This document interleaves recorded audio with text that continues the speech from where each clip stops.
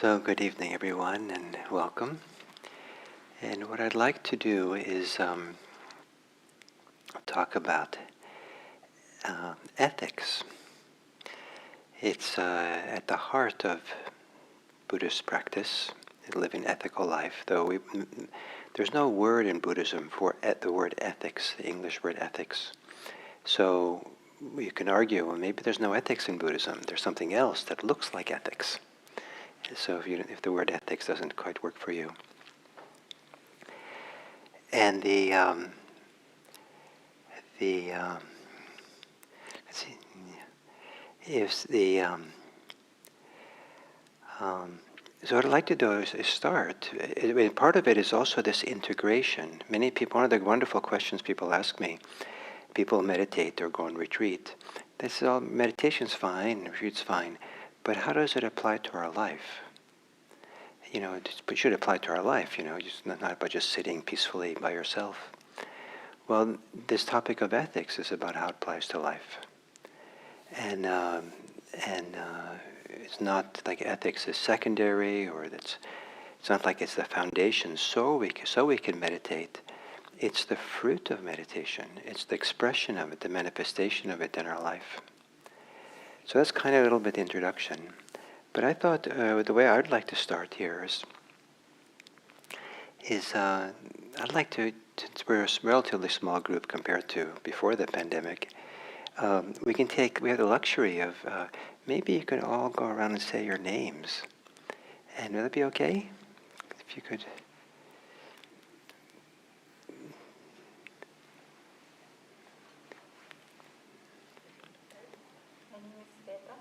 I think you have to, not loud enough, I think.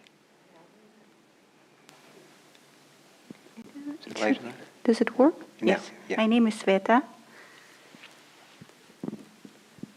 Hi, my name is Beverly, or Bev. Anne. Laura. My name is Sage. Sally. My name is Sue.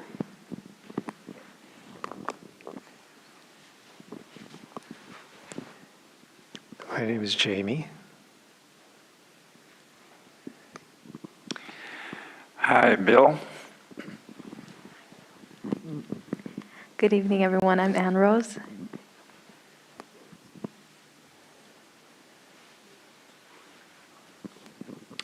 Hi, my name is Kristen. Hi, I'm Malvika. I'm Caroline. Mike. April. Wonderful. And also we have some people online. It's a little hard for them to say their names, but and you're all included. So that was really nice for me. It's also now a way that we're more connected. A little bit, each of you had your voice in here, and so there's more sense of being somehow in relationship or been recognized. Something about you as a human being now has been seen or recognized, and as opposed to some of you, I didn't know your names, and nameless people who come to IMC, and maybe you wouldn't speak otherwise. I wouldn't hear your voice, but there was some contact, there was some knowing. And in a sense, that's an act of mindfulness. That, paying attention, noticing what's here. And but something else happens in that noticing. Now you're more, maybe you'll forgive me for saying it this way, because probably not exactly to the point, or I don't know what, but you're more human. You're more yourself. There's more feeling for you. There's easier for empathy. Like now you're somebody rather than someone more amorphous or uncertain and now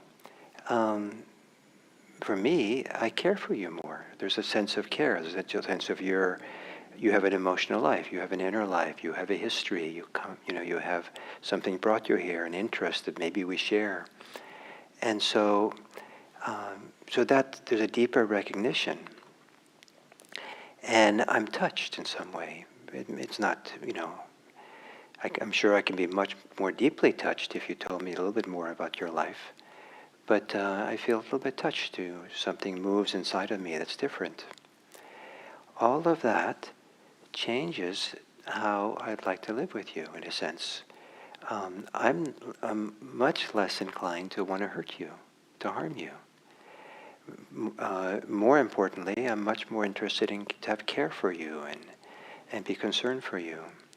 I'm much more ready to notice that if I have some kind of harsh or mean or angry, kind of hostile kind of thoughts, that I've noticed that when I do that, it hurts me. That it isn't just that, why would I do that to you now that I know you? But also if I do it, I'm now going to be a little bit, I'm hurting myself. I'm kind of diminishing myself, undermining myself. And that's the movement of what I'm calling ethics. This is how ethics can come out of Buddhism, because this practice or mindfulness, because we're paying attention more, we're connecting more, people around us have a different role and place in our lives than they do if we don't know them at all. And we know ourselves more through this practice. We're much more sensitive. We recognize the quality of our thoughts, the quality of our speech, the quality of what we're trying to do, our intentions. And it isn't that it's ethical in the sense that there's a should and shouldn't way of being, but rather there's an ouch factor. It's like, oh, that hurts. Why would I do that? Why would I close myself down?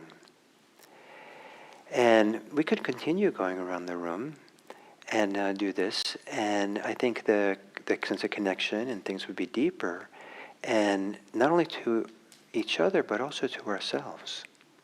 So I'd like to ask we do that, and maybe you can pass if you don't want to say anything. It's completely fine.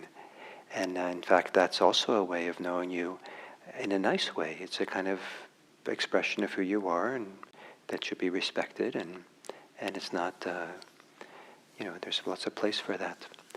But it's something very brief. It could be a phrase, no more than a sentence, not a story. But it has to do with the story.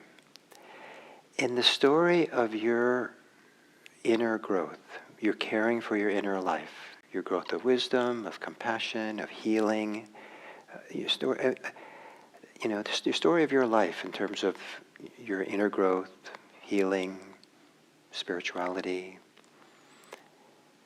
maturity. Where does meditation fit in that for you? Is that part of that story, or is it just like, it's not any difference in going home and doing this, watching the shopping channel? How does it fit?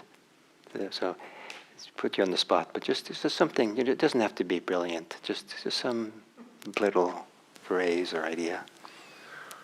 Meditation's a foundation. Is what? Foundation. Foundation. Nice.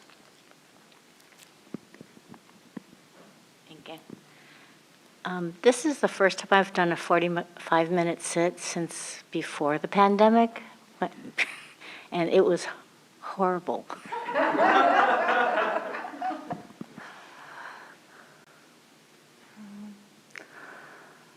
I would say meditation is the way to slow down and get closer to attaining balance. Nice. Could turn it up a little. For me, meditation is a way of bringing loving awareness to everything around me. Deepening quiet.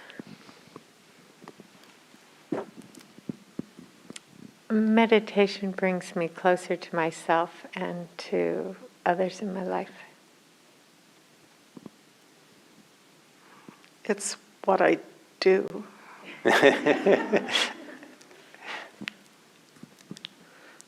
I would say meditation is something like the beating heart of my ethical practice.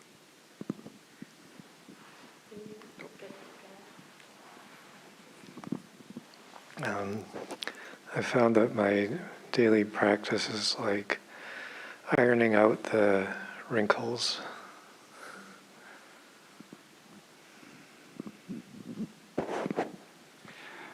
I like the freedom of finding here.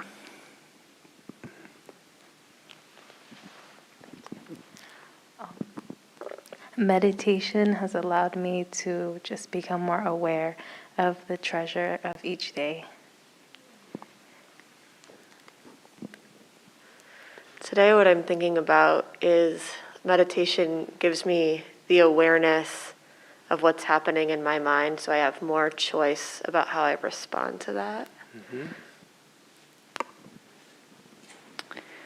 I don't know whether it's the meditation sitting or meditation in daily life, but I'm more aware of what's going on in my body and what that's doing to my mind, or vice versa, maybe more vice versa.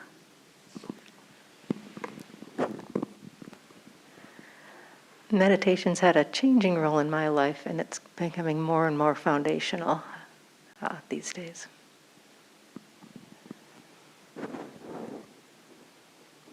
Meditation is a place of rest for me, and it's how I find myself. Mm-hmm. Nice. Very nice, thank you. So that was lovely to hear as well. And from hearing all that from myself, I hear a sensitivity in each of you that probably would make you more ethical if you stayed close to it. If you stay close to what you described, that probably you're not going to go jump up sitting here and yell at me for wearing the wrong color shirt. You know, like, how could you? A Dharma teacher shouldn't wear blue. Or something, you know. I'm just making something silly up, but you're probably more likely to make some space, I felt, you know, listen or be present and come out of that somewhat more caring for each other. You could do a different activity tonight and would come out of that activity the opposite. What you choose to do has a big impact on the tendencies of the mind and what we want to do.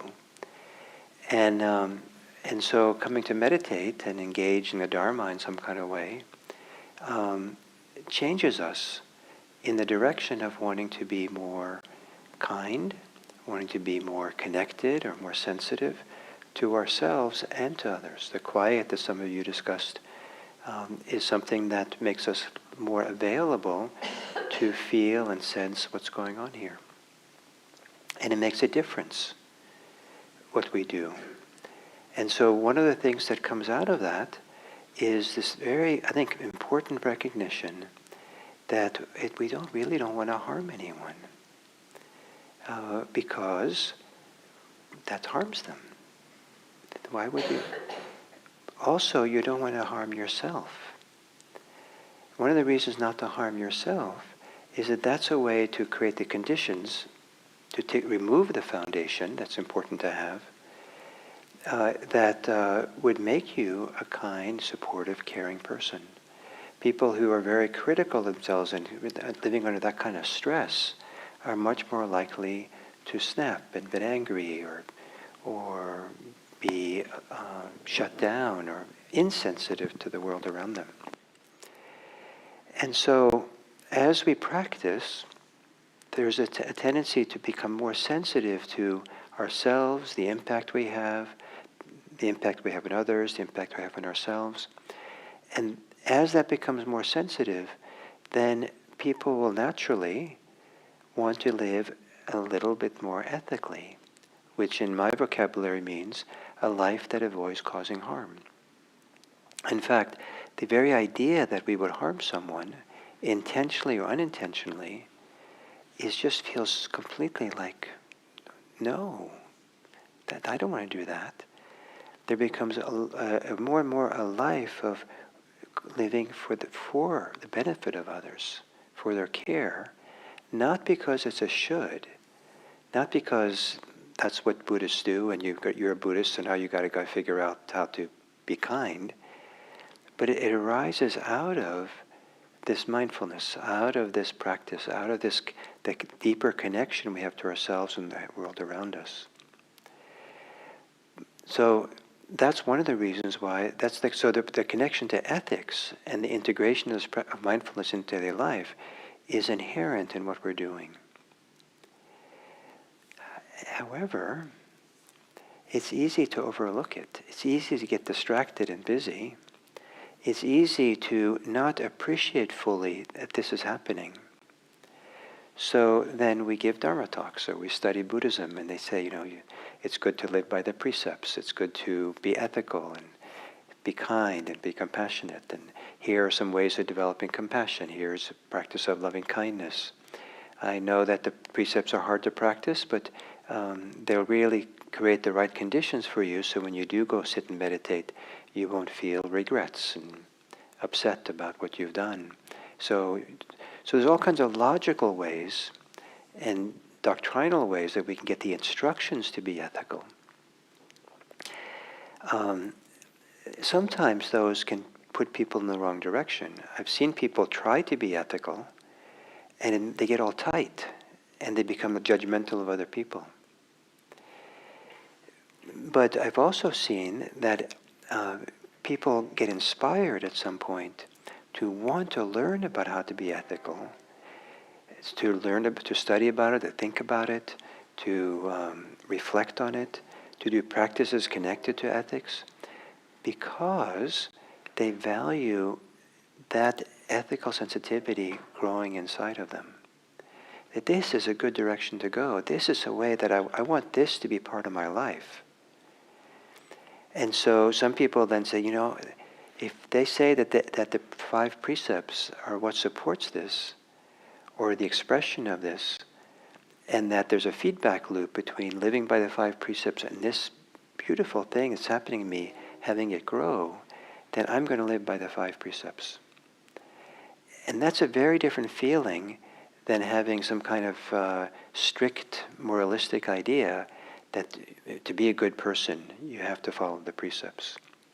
It's something that's coming from the inside out now. But what I'm trying to say, one of the things I'm trying to say here now is that you don't have to leave it to chance. You don't have to let this ethical sensitivity, this care, to be something that you just let arise and develop kind of naturally out of the meditation practice as it does. At some point you can begin recognizing that you're being changed this way and want to support that, encourage it, develop it further. And then it becomes something you take on intentionally. But the motivation for doing it, comes from within. The motivation is an expression of the practice that's maturing, as opposed to you read all the books on Buddhism and that the books say, the manual said this is what you're supposed to do. So this is the transformation, this is the way that this practice becomes our life. And the idea that how do I bring this practice into daily life, I feel I feel very happy when people ask that question, and I feel a little bit sad. And the sad part is because it sounds to me sometimes as if there's 2 things, their practice and their life. And as long as there's these 2 things, then there can be a challenge, or then sometimes have it, sometimes you don't. But to really feel it, there's not 2 things, it's your life we're talking about. It's how you live your life, how you experience your life, how you inhabit your life that we're talking about. And so it's not so much, so a lovely way of talking about this is that you don't bring your practice into your life, you bring your life into your practice. And why that's a wonderful turn of phrase is that if you bring your practice into your life, it might, for some people, prioritize life. You have to live your life and do what you're doing, and then you bring in the practice to it. And that's certainly a valid way of seeing. But to say, what how do I bring my life into my practice? Puts the practice at the center. Like that's the most important thing. And where I go shopping and how I drive my car, those are all, that is my life.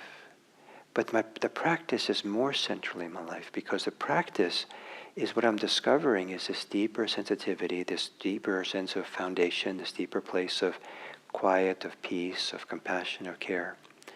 This is where I want my life to be based on. That's portable. Sometimes I'm driving my car, sometimes I'm shopping, sometimes I'm doing whatever, having breakfast. And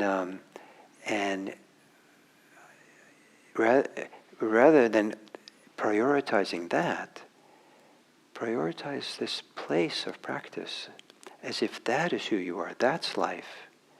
And then see how everything fits into that, rather than how your practice fits into your life. And because then practice is always kind of the forefront. Some people who don't know about this inner change that happens can feel like now you're just being told to get more busy, to add something on top of your life. Now I got to do all this practice on top of the dishes and making breakfast and all that. It's actually, in some ways, you get to do less, because the practice becomes who you are, not what you do.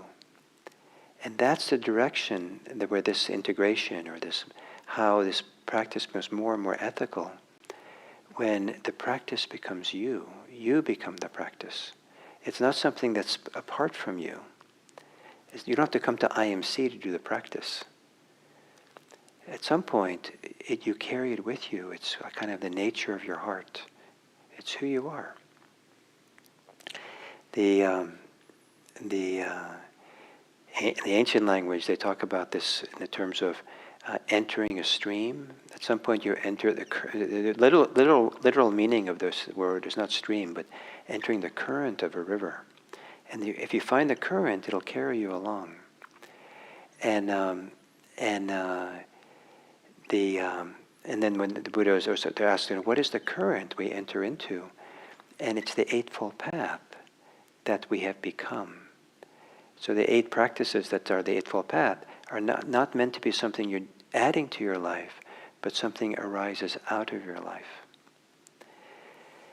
So the challenge I'd like to offer each of you, if you're up for a little challenge, is what is it about this practice that we do, the meditation practice, the Dharma practice, that flows out of you, that when it flows out of you looks like you're now an ethical person, you're living an ethical life. What is it? Can you identify something? Have you recognized something in you? What is it that flows from you that maybe sometimes gets forgotten, gets overridden because of the busyness of life? But what is it that flows out of you? And if you're willing to do one more round, I'd love to hear some of you. Again, you can more than welcome to pass, because this is a little more difficult question to answer. But if some of you would like to offer some words about what is it that flows out of you that someone else would look at you and say, oh, that person is inclined to be ethical. But you're not ethical because you're not thinking in those terms. You're thinking about just how to let the sensitivity be expressed in your life. Does that make some sense, what I'm asking? Yeah, good enough?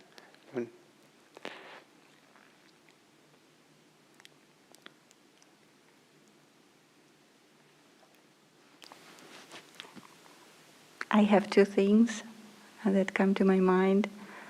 I started trusting my kids. To start trusting? My kids. My fears? No, my kids. I really trust them. Yeah. This is a big change. And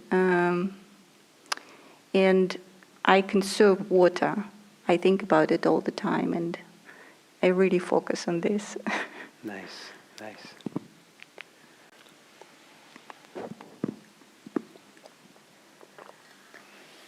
No specifics came up, but just an attitude that I recognize that's changed is just coming from a non-harm perspective, as opposed to maybe more of a protect myself or something kind of a perspective.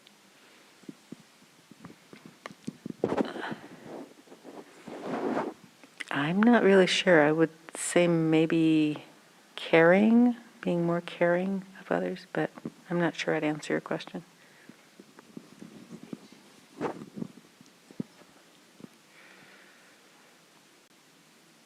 I think I would say something like tenderness. It's become more and more a part of my life, and I think that comes from meditation and the recognition that, like, all beings are sacred and important.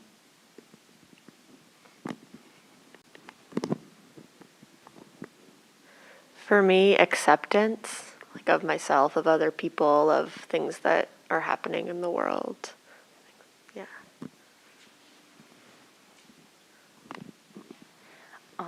I think right mindset for me, because thinking critically of myself and others and being very anxious has always been something I've struggled with, which, putting the practice into my life has allowed me to kind of influence how my actions affect myself and others.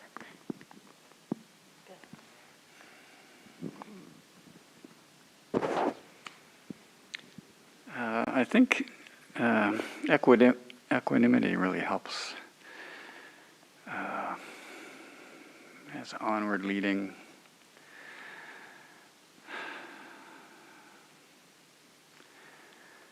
Yes.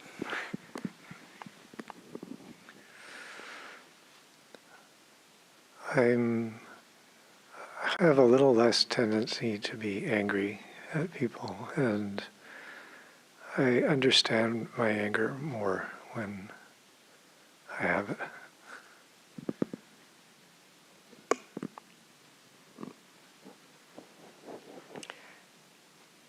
Love.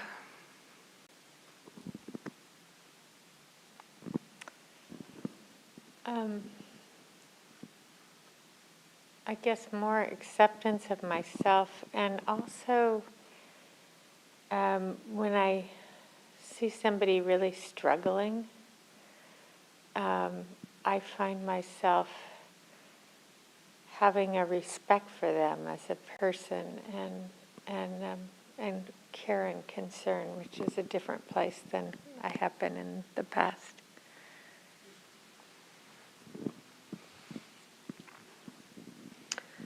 Say care. And the more I'm in the present, the more I have the ability to be attentive for others, which I work towards. What came up for me was gratitude and reverence. When I feel that spring up, I'm more likely to not hurt others.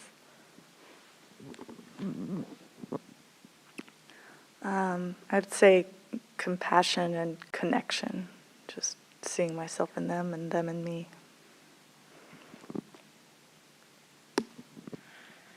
Meditation has helped me recognize when I'm angry, to not get triggered and to see that I'm angry and to observe it and not react so much. And like one of my girlfriends said, I don't understand why you're not just jumping up and, defending yourself. And I didn't have an answer at the time, but I think that's why.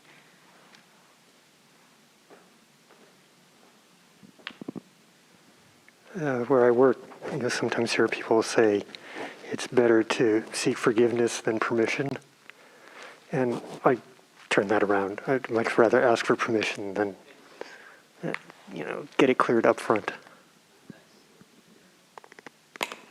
Very nice. Thank you all.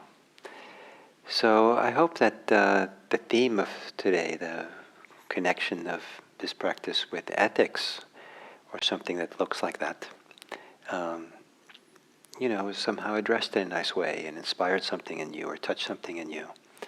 I don't have much more to say today. Do you have anything you want to say, or any questions or comments? There, April, use the mic, please.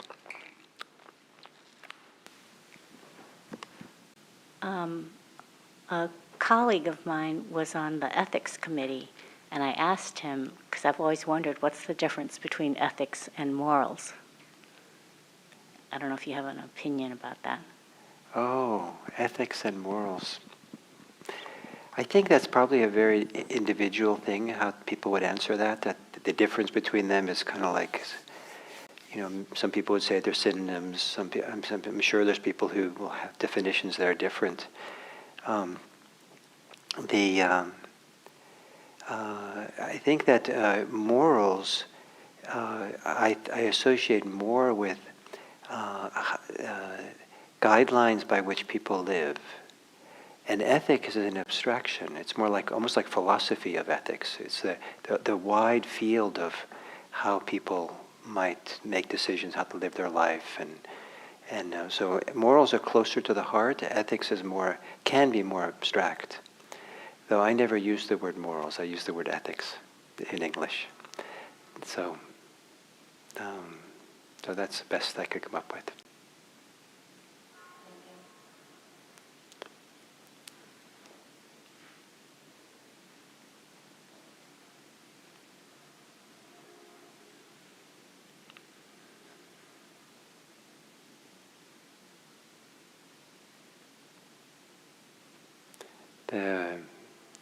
As I said, there's no clear word in the Buddhist language that matches our word ethics. Though many people say it's the word sila or shila. But sila, that word literally means conduct. And it refers to kind of, some people now translate it as virtuous conduct, ethical conduct. But usually we think of ethics in English as something deeper in us than only what we do. It's also the source within us for how we do it. And so the word that's a better fit for the English word ethics is kusala, a word that can mean both wholesome, which I like as a wholesome word, and also has the meaning has three meanings. It can mean virtuous, and it can mean skillful. So do something skillfully with some. So this ability to do something with skill that is for the benefit of self and others. And what's repeated often in the teachings of the Buddha is live a life that's for the benefit of oneself, benefit for others, and a benefit for self and others. And I love that last one, the self and others, because we don't know what the Buddha meant, but how I interpret it is that it's the we, it's us in community. And so it's not just the ethics of individuals, how it is for me or the impact I have on you, but it's also the impact it has for us as a community, in relationship to each other. And so we want to care for that relationship as well. And so the carefulness is in how do we have a relationship that is friendly, that's warm, that's connected, that's supportive, that's carries some of these values in the relationship itself. And so, so this so-called ethics is in Buddhism is very relational as well. So I love that it's all of us in it together. So thank you for being together here today. I really appreciate it a lot that we could come here and meditate, and that you participated with me rather than giving a classic, traditional kind of Dharma talk, but to hear from you and do this together. And so thank you very, very much, and I wish you well.